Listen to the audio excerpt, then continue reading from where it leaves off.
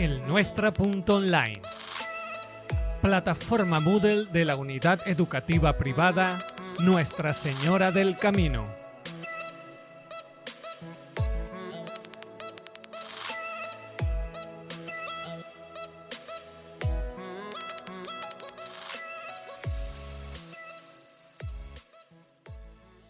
Cuando observamos en nuestro entorno, podemos identificar que estamos rodeados por materia en diferentes estados. Por ejemplo, el agua la conseguimos en estado sólido, líquido, gaseoso. A partir de allí vamos a denominar este estudio como estados de agregación molecular, ya que tiene que ver con la configuración de las moléculas en cada una de las fases en las que se puede presentar la materia que podemos observar. Por ejemplo, yo les muestro estas imágenes y rápidamente los asociamos con el estado sólido. En los sólidos, las moléculas se encuentran muy juntas y ordenadas, por lo tanto, hay muy poco movimiento entre ellas. Eso le confiere cierta característica a los sólidos. Una de ellas es la compresibilidad. Los sólidos no se pueden comprimir, y allí juega un papel importante la dureza. Mientras más presión le impongamos a un sólido, él va a tender a romperse o a quebrarse. Hay sólidos que por su tenacidad se deforman pero sin romperse. Otros sólidos presentan elasticidad, se deforman, vuelven a su estado original y no se rompen, por ejemplo, una liga. La plasticidad tiene que ver con aquel sólido que se deforma pero no tiene la capacidad de volver a su estado original. La ductilidad tiene que ver con la formación de hilos a partir de un sólido y la maleabilidad tiene que ver con la formación de láminas a partir de un sólido. Seguimos entonces con el estado líquido. En los líquidos, las moléculas están configuradas de modo que hay un pequeño espacio entre ellas. No están tan juntas como los sólidos, pero tampoco están tan separadas como los gases. En consecuencia, ellas pueden fluir. Si hay mayor o menor espacio entre esas moléculas, pueden los líquidos entonces ser más o menos viscosos. Por ejemplo, el aceite suele ser más viscoso que el agua. Otras características de los líquidos tienen que ver con que posee un volumen definido.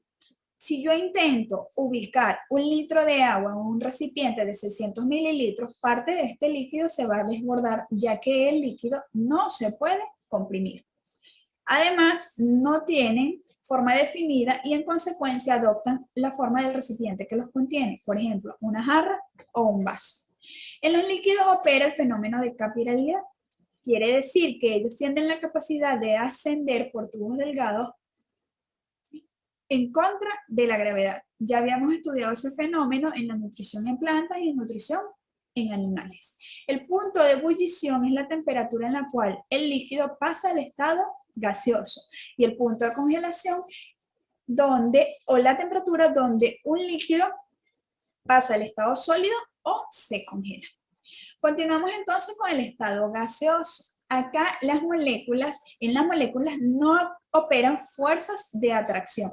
Por el contrario, actúan fuerzas de repulsión. Es decir, ellas chocan y se repelen unas a otras.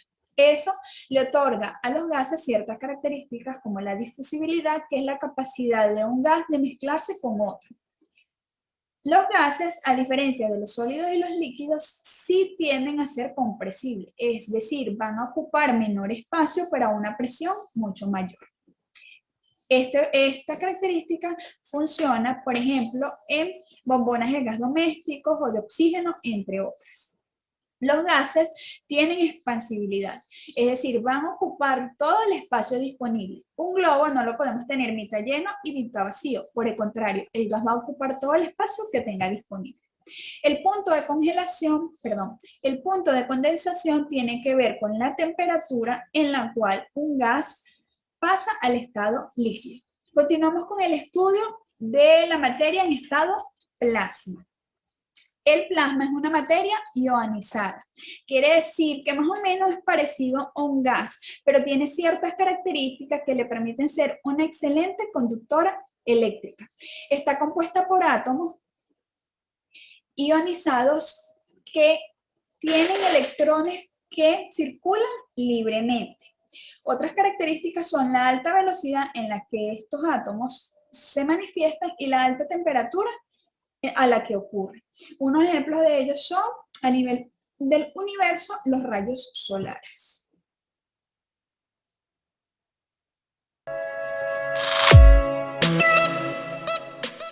El Nuestra.online